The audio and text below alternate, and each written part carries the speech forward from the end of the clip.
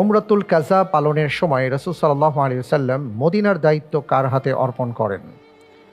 এ সিবা বিন উরফুতাহ গিফারি রাদিয়াল্লাহু তাআলা আন, বি আব্দুল্লাহ ইবনে উম্মে মাকতুম রাদিয়াল্লাহু আন, সি আবু রোহাম গিফারি রাদিয়াল্লাহু আন, ডি আবু লুবাবা রাদিয়াল্লাহু তাআলা আন।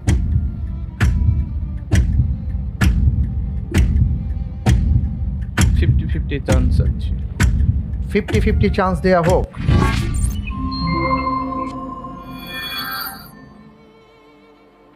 জি, option C Abu Roham Gifari, option D Abu Lubaba. C.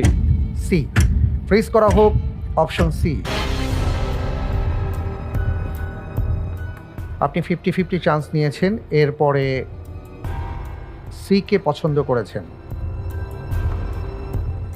আপনি যে উত্তরটি দিয়েছেন আপনার উত্তরটি সঠিক উত্তর। আলহামদুলিল্লাহ। আপনার আব্দুল্লাহ ইবনে উম্মে মাকতুম রাদিয়াল্লাহু তাআলা আনহু নিয়ে মনে হয় না, চিন্তা ছিল। এটা এ আচ্ছা, মাশাআল্লাহ তাবারাকাল্লাহ। সপ্তম হিজরিতে যুলকাদার যখন চাঁদ দেখা যায় তখন রাসূল সাল্লাল্লাহু আলাইহি ওয়াসাল্লাম সাহাবায়ে কেরাম আজমাইনদের প্রত্যেককেই কাজা হিসাবে নিজ নিজ উমরা আদায় করার নির্দেশ প্রদান করেন। যারা হুদাইবিয়ায় উপস্থিত ছিলেন তারা সকলেই উমরা আদায়ে শরীক হবেন, কেউ যেন পিছনে না থাকেন। এ প্রেক্ষিতে সে সময়ে যারা শহীদ হয়েছিলেন তারা ব্যতীত অবশিষ্ট সকলেই যাত্রা করেন।